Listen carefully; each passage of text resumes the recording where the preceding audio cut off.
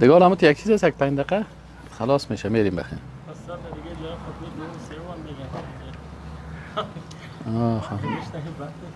خب انشالله.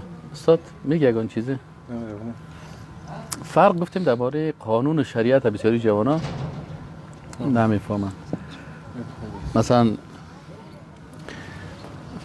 بعض اصطلاحات هست که باید شما بفهمید. مثلا فرق بین قانون و شریعت چی است، یا فرق بین فکر اسلامی و دیگه افکار چی هست. اینی بعض اصطلاحات است که اگر این آدم نفهمه در انسان مشکل ایجاد میشن.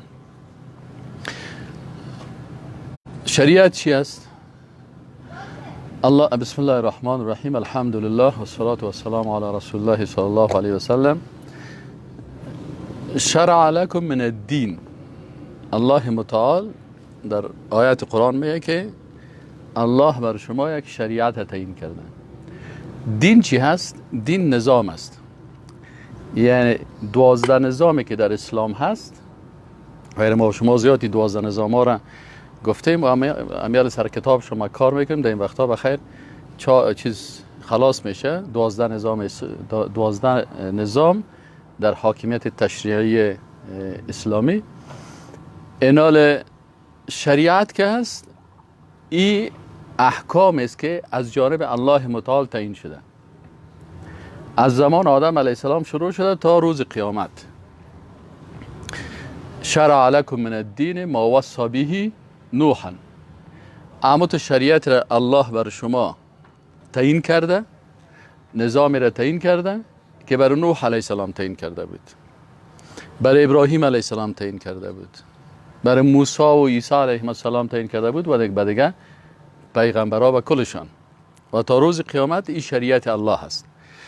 در این شریعت که هست اول و آخر نداره، شکل تدریجی نداره که بگوییم اینی اولش تو بود دومشی قسم بود. از امو اول اونمو حکمی که الله تعیین کرده، در اونجا الله چون ذات است که عالم الغیب است،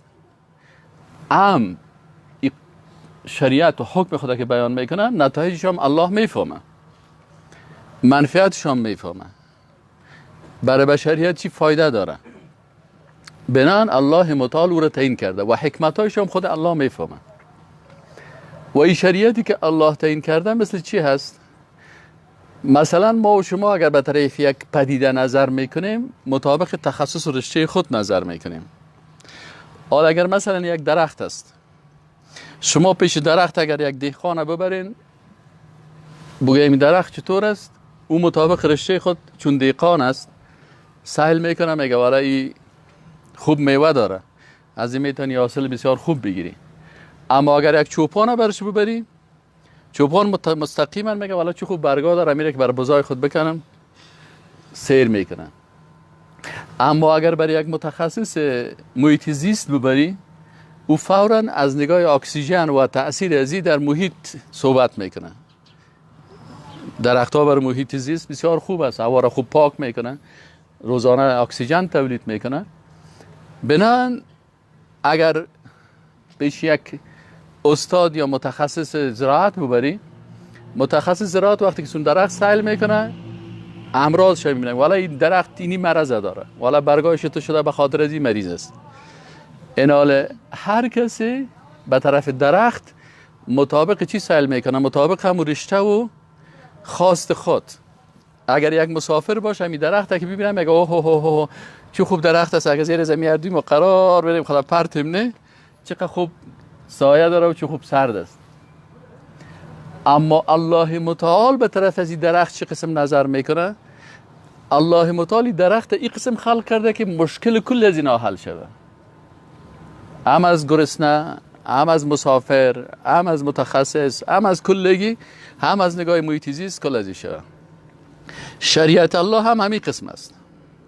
وقتی که در شریعت الله یک حکم الله بیان میشه، ما و شما با یک نظر خاص نظر میکنیم، اما الله متعال در او چندین حکمت گذاشته. مثلا بسیاری کسا را اگر پرسان کنی که ازدواج برای چی است، شاید اکثریت مردم در غرب فکر کنه که ازدواج به خاطر دفع غرایز جنسی باشه. از این خاطر اونا بعضی قوانین را برای ساختن، آزادی های جنسی و بعضی گپا را ساختن. لکن اگر اصل ازدواج ببینید که الله متعال این حکم کرده که شما ازدواج بکنین، در این حکمت های بسیار زیادی هست. به خاطر ادامه نسل بشر هست، به خاطر اثبات نسب است، حقوق زن است. چرا اگر یک زن بدون ازدواج بگیرید چی حال می باشه، اما اگر همون زن با نکاح رفته باشه چقدر خوب با عزت می باشه. حقوق طفل است، طفلی که از طریق ازدواج پیدا میشه بسیار با عزت است و طفلی که بدون ازدواج پیدا میشه به نام لاوارث و بی سرپرست و بی نسب در جامعه هم بسیار شخصیتش پایین میه. بنابراین در یک حکم شریعت چندین حکمت هست که بعضی از ما و شما میفهمیم و بعضیش ما نمیفهمیم. بعضیش از نگاه طبی و ساینسی روز به روز کشف میشه و بعضیش هنوز کشف نشده است. اما وقتی که ما مسلمان هستیم نیازی نداره که برای ما یک دکتر بگه که والا در نماز خواندن اینقدر از نگاه اکسیژن خوب است، اینقدر رکوع اینقدر خوب است، اینقدر چی میکنه. ما میگیم والا ما عبادت خدا به خاطر رضایت الله میکنیم. وقتی که عبادت کردیم در او چی منافع هست؟ بدون شک در او منفعت ها هست. بنابراین شریعتی را که حکم را که الله تعیین کرده این شریعت میگه، این حکم الله هست. این از اول وقتی که تعیین میشه از همون زمان رسول الله صلی الله علیه و تا روز قیامت یه گپ است. یک وقت من بسیار سنم کم بود، یک کمونیست مرا یک روز گیر کرد، میخواست مرا گمراه بسازه. مرا گفت همین قانون اسلام کس، همین شریعت اسلامی کسی کونه شده بیان که ما شما قانون نو بسازیم. خب من دیگه برای چی گفتم میتونستم؟ من گفتم حالا در شریعت الله میگه که همین معلم صاحب که بکس بینیش نزن. صحیح؟ حال تو اگه می قانون تغییر میدید تغییر بدید یک بار کشید کنم که دندانایت بشکنه. خب اسلام میگه اخلاق بکن. حالی رو تغییر بدیم چی هست؟ زد اخلاق چیز بد اخلاقی هست. والا کونه شدم افتم نه برادر، این چیز این موضوع هستیم که کونه میشیم. چیزی که الله او را خلق کرده کونه نمیشه. مثلا این کور سعی کنین نه؟ او نه پشت سرتون کو است نه؟ او رو کور سعی کنین و این خانه را سعی کنین. این خانه‌ای که 30 سال پیش 40 سال پیش جور شده کونه شده. این خانه‌ای کونه میگن. اما خود این کور کس کونه میگن. کو عمرش چه قضیات است؟ اما کو نو است. او سرشار است از ویتامین ها. او در قصه دیگه هم نیست که چقدر وقت تیر میشه. آفتاب کس میگه که آفتاب نو و آفتاب کونه. آفتاب چقدر عمرش است؟ از نگاه ساینسی بعضی ساینس‌دانا وقتی که بحث میکنن عمر آفتاب تعیین میکنن که قدر عمرش بسیار طویل است. لکن آفتاب کس کونه نمیگن. اینمی قسم شریعت الله که مثل آفتاب الله هست، مثل این کوی که الله خلق کرده. حالا مثلا اگر شما یک موتور را جور کنین، این موتور که زیاد بدوانی کنه میشه یا نمیشه؟ اما انسان که الله خلق کرده که هر قدر رولا بدوان روز قوی شده میره. این که یک صبحی بدوانی شه یک گرد مکرویان یک چیز دیگر رو سعی کنی که این ماشاءالله رامبو جور شده، این اندام چی میگه بس. اگر نباید کنه شده قانون خواهی میره میگه نه حالا موتور زیاد بدوانی چی میشه؟ کنه میشه. اما الله قدرت خود نشان میده که نه، چیزی که الله خلق کرده او باز مثل ساختن انسان ها نیست. انسان ها هستن که کنه میشن، اما آن چیزی که الله ساخته قانون الله کنه. خب شریعت الله کنه نمیشه. متوجه هستین؟ این حالا اگه در مقابل کس کلمه رو استعمال میکنه که فکر نوین، این لوده است. به خاطر از اینکه چیزی که کنه نمیشه او رو تو کنه فکر بکنی خودت کنه فکر هستی. چیزی که کنه نمیشه، حالا یک نفر بگه والا کوی کنه را دیدم، باش تو چقدر لوده هستی؟ کجای کو کنه است؟ کو والا در خانه ما کسی یک هفته با کنه درخشید. برش میگم والا تو خودت کنه فکر هستی؟ آفتاب کنه ایدی. آفتاب میگه من نوستم. آفتاب است. اگر چند قرن هم سرش چیر شده میقسم است. پس شریعت احکام الله هست که کنه نمیشه. اینم تو نو است. امیالم که یک آیت قرآن بسیاری وقتا ما میخوانیم فکر میکنیم که امی آیت قرآن امیال دستی نازل شده. متوجه هستی؟ خصوصا وقتی که بسیار جگرخون میباشی، بسیار دارد سختی میباشی. مثلا سر ما یگان وقتی یک حالت میاد که بسیار جگرخون، بسیار خفه، بسیار سرم یک مصیبت کلان می آمده باشه، خصوصا در پوانتون یوسف علیه السلام. متوجه هستین؟ یگان وقت سر ما در اونجا بسیار در پوانتون یوسف علیه السلام یگان وقت زیاد سر ما فشار می آمد. امی قرآن که باز میکردیم الله متعال یک آیت قرآن میامد، ما فکر میکردیم که امی آیت برای من نازل شده. ما اصاب من مصیبت فی الارض ولا فی السماء. الله متعال میگه که این مصیبت هایی که ما الا فی کتاب من قبل ان نبرها. ای استاد دایی، این مصیبتی که سر تو آمده یه پیش از این که تو پیدا شوی این برای تو نوشته شدگی بود. لکی لا تفرحوا بما آتاکم. اگر برات یک کس تو آورد بسیار خوشحالی نکنی، نمی قسمتت بود که نمی نفر آورد برات داد. اینمی آب در قسمت تو نوشته بود که نمی نفر الله توفیق داد که برات آورد. لکی لا تفرحوا بما آتاکم. اگر تو خانه یک لوکس داری یا موترک نو خریدی بسیار خوشحالی نکن، به خاطر اینکه نمی در قسمتت بود. نوش جانت. ولا و همچنان وقتی که سرتان مصیبت آمد بسیار جگرخونی نکنین. پس آیات قرآن رو بسیاری وقتی که شما تو بخورین و تو فکر آدم میکنه که امیال دستی آیات قرآن امیال نازل شده و همین واقعیت های فیلی جامعه ما را بیان میکنه. یک روز یک جایی رفتیم، یک رئیس بسیار کلان بود که والا من که استاد عزیز تو نماز میخوانم که بیایم دیم دفترم تو نماز میخوانم که هیچ دیگه چیز نداره، تا وقتی که 100 دفعه سبحان الله نگویم شده است. خدایی یه سکرتر از شاگرد ما بود، این که برام شاگردم گفت صاحب دروغ میگه هیچ نماز نمیخواد شما را بازی بیته. ما فورا برش گفتم تو مؤمن الناس من یقول آمنا بالله و بالیوم الاخر و ما هم بمؤمنین سیزنه و اذا لقوا الذين آمنوا قالوا آمنا. ما تو جگر خویی نکن. این آیت قرآن بر ما میگه مردم های بیدین کمونیست و کافر و مرتد و سکولر و فکر نوین یا که هستن، اذا لقوا الذين آمنوا وقتی که با امرای یک مسلمان بشینه بازی میگه اوه استاد از مکه.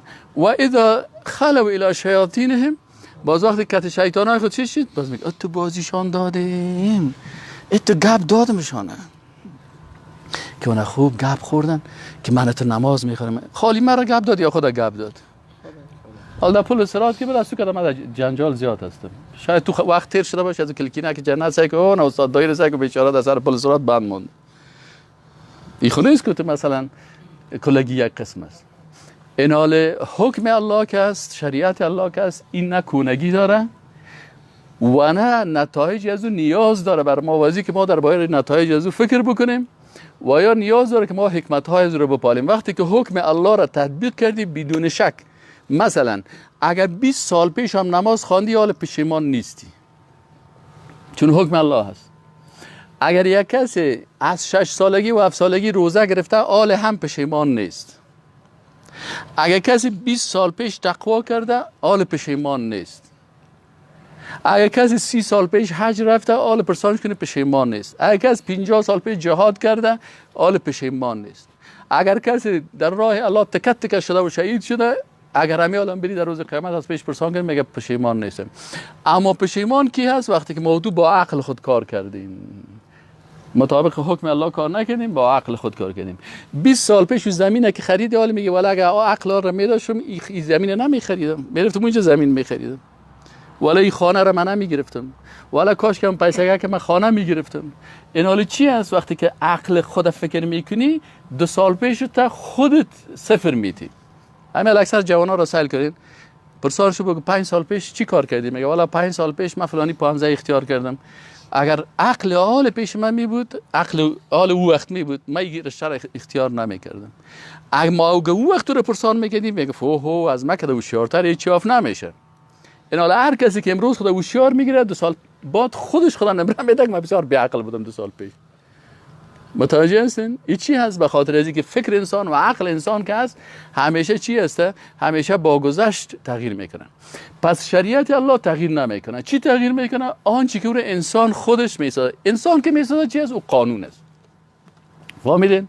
فرق بین شریعت و قانون چیست؟ قانون ساخته فکر خود انسان است. از این خاطر وقتی که تاریخ قانون رو بخوانی، تاریخ قانون چه قسم است که مثلا اول قانون شروع شده از یک خانواده، مثلا چند نفر در یک جای بودن، این چند نفر در خانه هم کلانشان برشان یک قانون جور کرده. بالاخره این قانون چند وقت بعد یک قبیله جور شده، رئیس قبیله و هم کلانای قبیله یک قانون ساختن، بنابراین این قانون به اندازه هم قبیله بدن. باز این قانون آستایی که در پیش رفته شده، مثلا بسط یک مملکت شده، قانون مملکت. اول قانون قبیله بود، اول قانون فامیل بود، باز قانون قبیله شد، باز قانون مملکت شد، باز اینمی قسم قانون بالاخره انتقال میکنه به چی؟ قانون جهانی میشه، قانون بین الملل ساخته میشه. این حالی این تاریخی که برای قانون گفته میشه، این برای چیز؟ برای قانون است که انسان ها ساختن. اما چیزی را که الله متعال تعیین کرده این قانون نیست و این تاریخ سر از او تطبیق نمیشه. چرا الله متعال از اول وقتی که آدم علیه السلام خلق کرد برش احکام بیان کرد. نوح علیه السلام وقتی که آمد برش گفت که لا اله الا الله. آدم علیه السلام گفت بگو لا اله الا الله. و تا روز قیامت انسان مسلمان مکلفیت چیست که بگه لا اله الا الله. اگر در زمان آدم علیه السلام است میگه لا اله الا الله آدم صفی الله، اگر در زمان نوح علیه السلام است میگه لا اله الا الله نوح نجی الله، در زمان رسول الله صلی چی میگه؟ لا اله الا الله محمد رسول الله. تنها پیغمبرش وقتش تغییر میکنه، اما لا اله الا الله و ایمان به پیغمبر و به نبوت و به شریعت الله این کدام چیز است؟ اینا وقتی که لا اله الا الله میگه چی است لا اله الا الله؟ لا اله نیست هیچ کس مستحق از اینکه ذاتش عبادت شوه و شریعتش اطاعت شوه. چی؟ اینجا قانون چرا نمیگیم؟ به خاطر قانون ساخت کی است؟ ساخت بشر است. قانون است که خوب و خراب داره، قانون است که تغییر میکنه. عمل بسیاری قوانینی که است، اگر شما برید در بسیاری کشورهای پیشرفته که قانون خودشان میسازن، میگه 5 سال در 5 سال قانون ما چی میکنه؟ تغییر میکنه. به خاطر چی؟ امسال قانون میسازن، سال آینده که سهل میکنه که نه ولی قانون نتیجه نداد، باز رو تغییر میدن. اما شریعت الله را که هر قدر تطبیق بکنی، از این خاطر فرانسه یک وقت مجبور شد بسیار قوانین ساختن، نتونستن قناعتشان حاصل کنن، بالاخره بسیاری قوانین خود آمدن از اسلام گرفتن. بسیاری قوانین خود از کجا گرفتن؟ از اسلام گرفتن. یک وقت جورج واشنگتن میگه سراسکرای خود حکم میکرد که چی کنین؟ کار کنین. دیدن اسکرای ازی کار نکرد، این جمپر خود کشید و خودش کارش شروع کرد. یک ژورنالیست آمد برش گفت تو یک جنرال هستی، تو چطوری کار کردی؟ گفت من از سیرت محمد صلی الله علیه و سلم خواندم که رعیت وقت خوب کار میکنه که رهبریتش کار بکنه. یعنی رسول الله صلی در خندق چرا کامیاب شد؟ صحیح نه؟ او به طرف رسول الله صلی به نحیث یک جنرال اسلام فکر میکرد. گفت او یک جنرال بود در حالی که رسول الله جنرال نبود. گفت او یک جنرال بود، یک سرلشکر بود و وقتی که لشکر چند لشکرهای مختلف آمدن و میخواستن سرازی حمله بکنن، آل مجبور بودن برشان یکی از یارایش مشوره داد که خندق بکنن و مردم میرفتن میکندن، کار سست روان بود. خود رسول الله صلی الله علیه و سلم آمد و امو سنگ که بسیار قوی می بود رو که از شکستان نمیتونست، یک چیز هست رو چی میگن؟ مارتول میگن چی میگن؟ امو مارتول از سر گرفت، کمی خیل میگن میزد، کم یک دفعه زد، گفت الله اکبر. چی گفت رسول الله صلی الله؟ گفت ما و شما فارس فتح میکنیم. دیگه کسی چی گفت؟ ماشاءالله. گفت ان شاء الله روم فتح میشه. یگان تا منافق دم هر جای می باشه نه، باز بینگ بینگ بینگ دم پشت گوشت می باز گفت نه ما اینجا در قریه ما را جای نمیده، پیغمبر صلی الله علیه و آله از فتح فارس و روم خبر میده. او برش گفت که مشکلات است. این مشکلات چی است؟ لکن مسلمان ها فارس و روم چی میکنن؟ فتح میکنن. و همین قسم هم شد. همین لشکر هم شکست خورد و منافق هم روسیه شدن و بالاخره فتح هم شد و فارس هم فتح شد و روم هم فتح شد و رسول الله صلی الله علیه و آله خبرش چیز شد. این حال فرق بین بسیاری کسایی که بحث میکنن، ما بسیاری وقتا جوانا که هستن نه در بعضی جای میرن، جوانای ما بسیاری از اینا که هستن عقلگرا هستن. ما عقلگرا نیستیم. عقلگرا ارسطو بود، عقلگرا افلاطون بود که کافر بود، ارسطو بود که کافر بود، ژان ژاک روسو عقلگراست که کافر است، سارتر عقلگراست که کافر است، این فیلسوفا عقلگرا هستن که کافر هستن. ما عقلگرا نیستیم، ما از عقل خود استفاده میکنیم لکن عقل خود خدای خود جور نکردیم. عقلگرا کی رو میگن؟ یعنی که خدای چی است؟ عقلش است، هر چی که عقلش گفت تابع از او است. مسلمان چی است؟ از حس خود استفاده میکنه، از عقل خود استفاده میکنه لکن میفهمه که رتبه وحی که است باز از عقل که چی است؟ بالاتر است. وقتی که الله بر ما یک حکم گفت با اینجا تحت تاثیر عقل نمیریم. حالا اکثریت جوانایی که اصلا بسیاری وقتا که بحث میکنن متاسفانه و باز می همو عقلگرایی رو بحث میکنن، والا صاحب فکر نوین است و فکر جدید است، والا قانون سابق است. بچه جان تو وقتی که از قانون گپ میزنی تو از تاریخ قانون بشر گپ میزنی که از قبیله و از فامیل شروع شده، باز به قبیله انتقال کرده و بالاخره باز به سطح مملکت شده و بالاخره قانون بین الملل شده. این خود قوانین هست که انسان ها ساختن. توی رمه شریعت در چوکات ازی میبینی، شریعت الله حکم الله که از تحت ازی قاعده نمیه. برای اول خدا بفهمان که فرق بین شریعت و قانون چیست، باز بعد از او بحث بکن. یعنی وقتی که ما بحث مقایسه میکنیم، اگر کس میخواد میگه من میخوایم که یک انسان از این انسان با این انسان مقایسه بکنیم، من والا بحثت خوب است، منطقی درست است، یا انسان است یا انسان است، میشه که بین از اینا مقایسه بکنی. اما اگر یک نفر میخواد میگه والا من میخوام که یک انسان همراه خرگوش مقایسه بکنم، خبرش میخوای اول گوشای تا دراز کو ها حالا تو انسان هستی، خیلی تو هم خدا خر انسان نام تو وان او خرگوش است تو هم خدا اونو قسم گو باز مقایسه بکن. این حال از بسیاری وقتا بحثای مقایسه می یا فکر وقتی که میگن فکر انسانی، فکر است که زاده فکر انسان است، عقل انسان است، مثل قانون واره. مثلا 20 سال یک فکر بود در غرب، امسال او فکر کونه شدن، امروز فکر کونه شدن. مثلا یک وقتی کمونیست‌ها میگفتن که نظام کمونیسم بهترین حل است برای مشکلات بشریت. وقتی که 70 سال به زور نظام کمونیستی را تطبیق کردن تا در کمونیسم نرسیدن، در سوسیالیسم رسیدن، خود گورباچوف خیلی یک کتاب را نوشته کرد به نام پروستریکا و در پروستریکای خود گفت که والا این قانونی که ما ساختیم 70 سال مردم بازی دادیم. ادوارد شوارنازه وزیر خارجه اتحاد شوروی بود، گفت یک وقت من بر جوانا میگفتم که جوانا من بر شما یک حکومت جور میکنم که در حکومت وزیر، چپراسی، پیاده کلگی یک قسم باشن، هیچ فرق نباشه. گفت یک وقتی که خودم وزیر خارجه شدم دیدم که همین 40 سال من دروغ گفتم، 40 سال به خاطر اینکه گفت وقتی که من وزیر خارجه شدم موتر برام دادن، 30 تا موتر دیگه از پشت سرم روان است، یک خانه برام دادن. این من در یادداشت‌های ادوارد شوارنازه وزیر خارجه امریکا شوروی خواندم. خودش گفت من خودم 40 سال بعد فهمیدم که من 40 سال دروغ گفتیم.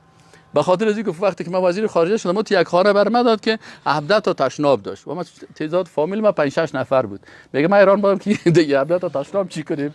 ها نوبتکی تقسیم اوقات بریم در تشناب. و بسیاری کسای دیگه بودن که گفت حتی نان سیلو در قطار استاد بدن.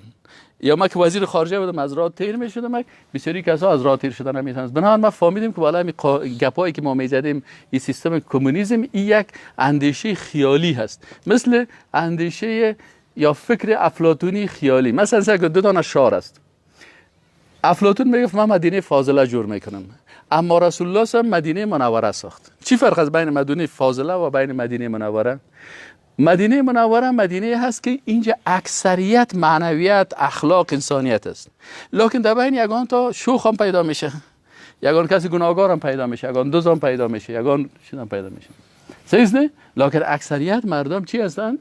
مطابق حکم الله کلی اکثریت روان هستن. این مدینه منوره میگه که اکثریت نورانیت است، اکثریت خوب است، لکن یک تعداد خراب هم پیدا میشه به خاطر از اینکه جامعه هست دیگه. یعنی ما شما ببینید تا از یگان صحابی هم زنا رخ داده، یگان صحابی هم شراب خورده، سر از او هم حد جاری شده. این مدینه منوره میگفتن که اکثریت مردم به حکم الله هستن، لکن بعضی اوقات امی انسان خوب هم یگان وقت شیطان سرش غلبه میکنه، یگان خرابی است پیشش میشه، از این خاطر دروازه توبه برای چی است؟ باز است. اما مدینه فاضله چی بود؟ مدینه فاضله افلاطونی، افلاطون چه میگه؟ خب او یک شعر خیالی میخواد جور کنه و او قابل تطبیق نبود. میگه من یک شعر میسازم که همین بچهای جوان خوب مردم باشه که اگه 100 تا دختر تیر شه سیل نکنه. والا این قسمی دیگه به خدا ها اگه 100 تا دختر قسمی سرلاج تیر شه والا مولای ماجد هم یک سیل نکنه. ها از این خاطر میگه ایجاب کنین، از این خاطر میگه دخترها چی کنه؟ ایجاب کنین، سرلوش تیر نشین، آرایش نکنین در بیرون. این حال افلاطون میگفت که یک شعر باشه که اگر این موبایلات اینجا بانی و کل چیزا بانی و خودت بری قرار چکر بزنی پس به این موبایل دمیجه است، هیچ کس دوزی نکنه. پس های مردم سر کردن گفتن این چی هست؟ گفتن این مدینه فاضله یک مدینه فاضله افلاطونی، یک شهر خیالی است. یگان وقت حافظ شیرازی هم وقتی که سهل میکرد یک روز یک شعر گفت که اگر آن ترک شیرازی به دست آرد دل ما را، به خال هندوش بخشم سمرقند و بخارا را.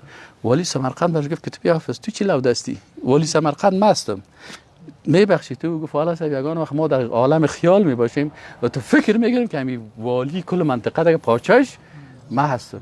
از این میخواست شاعرها یگان وقت دیگه سهل میگن که معشوقیم در محتاب شیشته و ما خودم در آفتاب شیشتیم. از آفتاب بر معشوقه صدای نمودم. یک وقت سهل میگن که از سر کمود خطا میخورم تکه میشه. این چیست؟ این شعر رومانتیک میگن. این در عالم چی است؟ در عالم خیال است و با خیال چیز جور نمیشه. این کسایی که فکر نوین میگن این فکر جدیدی را که میخواین بیارن در مقابل چی بیارن؟ در مقابل حکم الله بیارن. و این چراغی را که الله برفروزد الان کس پف کند ریش کلش بسوزد.